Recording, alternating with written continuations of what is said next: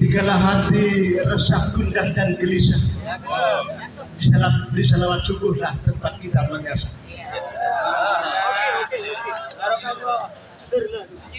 Pak Ketum ke musola duduk bersimpuh. Assalamualaikum warahmatullahi wabarakatuh.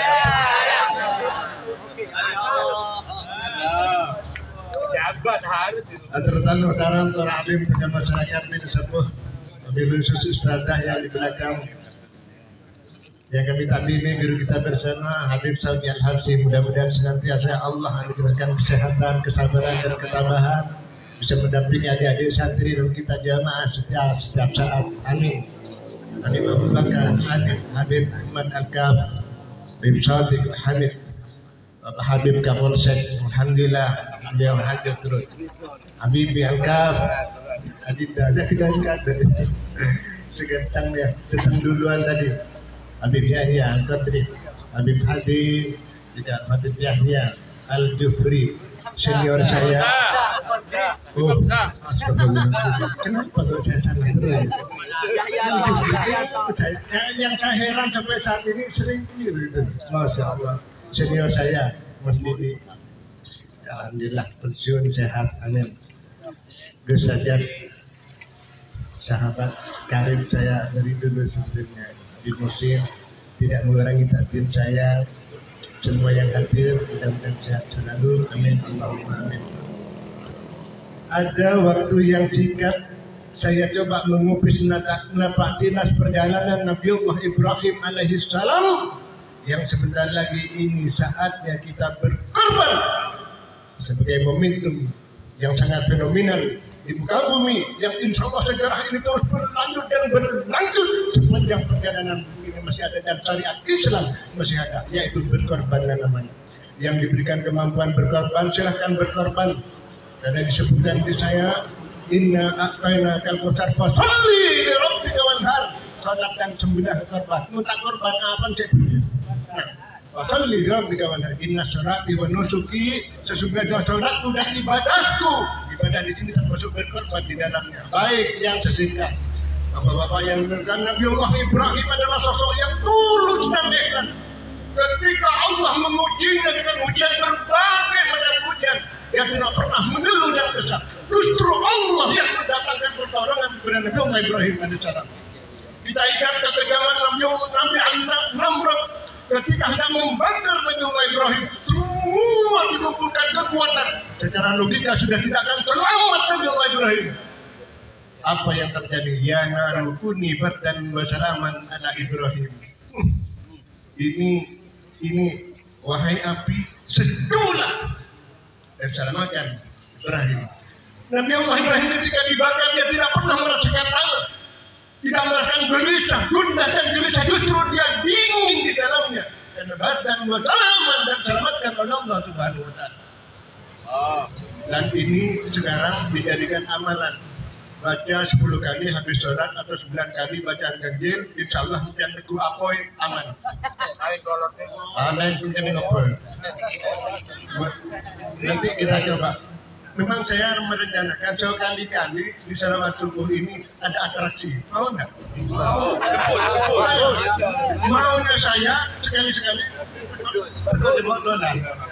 Maunya saya atraksi sekali-sekali untuk memegang semangat agar tidak jenuh. Hanya dibakar tidak apa-apa. Saya dibakar, Pak. Saya bakar. Nah, oke. Yang kedua, ujian Nabiullah Ibrahim yang sangat berat. Allah memerintahkan Nabiullah untuk hijrah dari Palestina ke Mekah. Tanah yang tandus, kering, tidak ada apa sama sekali, tidak ada kehidupan manusia satupun yang ada di sana. Tidak ada ternak satupun, hanya satu pohon, yaitu pohon Agah yang ada di situ.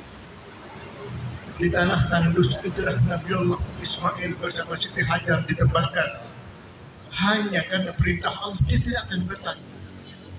Kemudian setelah dia menempatkan putra tercintanya sematawayang yang menjadi harapan pelanjut cerita penerus segala perjuangannya, dipandanginya di malam hari karena besok harus ditinggalkan.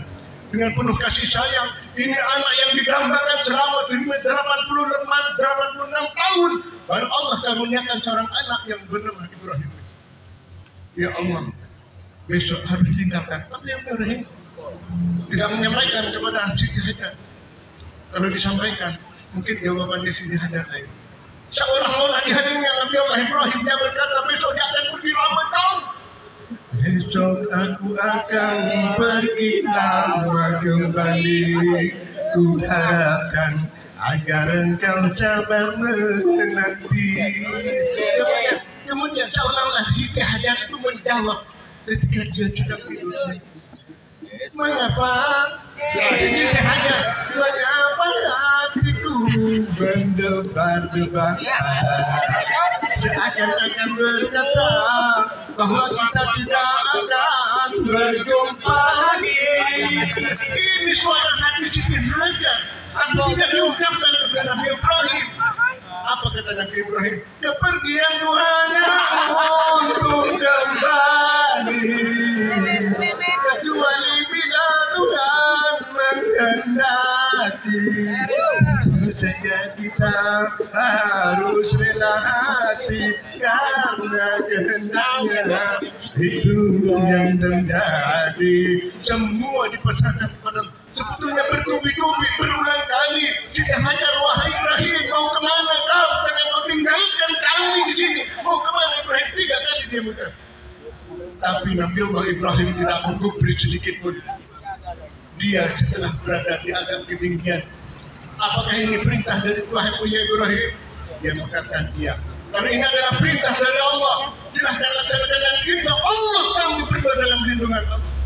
Tidak ada ketika itu sudah kehidupan ketika itu. Hanya tinggal berdua.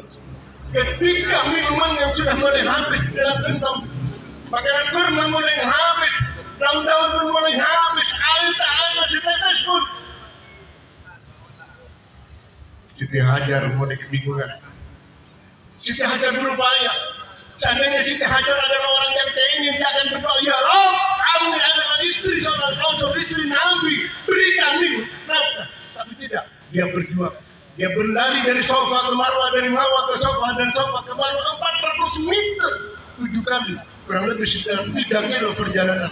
Ketika dia berada di tengah Marwah, di atas sofa, di atas Marwah, dia melihat ke atas, dia melihat ke samping, ada kehidupan di sini, tidak ada sama sekali. Ada ternak yang lewat, tidak ada manusia, tidak ada sama sekali. Kemudian turun anak yang sudah menangis karena kehausan, hati merintih, dia sedih. Kemana dia harus memberikan minum anak ini? Mimi terpaksa. Dari telapak kaki Ismail secara acara keluarlah air zam-zam. Kenapa disebut zam-zam? Karena air kita menyembur, kemudian dikumpulkan oleh Siti Hajar. Zam-zam, deras, berkumpul dan berkumpul. Seandainya itu setelah itu tidak dikumpulkan oleh Siti Hajar, insya Allah air zam-zam ini akan memancar patah. Tahu?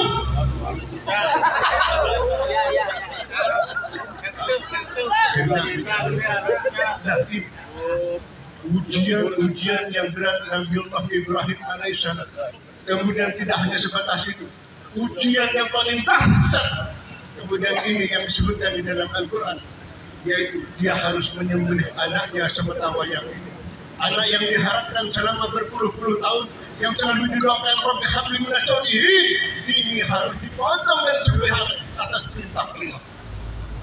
Coba, mana ada orang yang rela menyembelih putra tercintanya satu-satunya semetawayang? Saya di anak dua, kadang tegala raja memanat aku dengan tari, tak jauh ya so, punya anak Nafi Muslapari.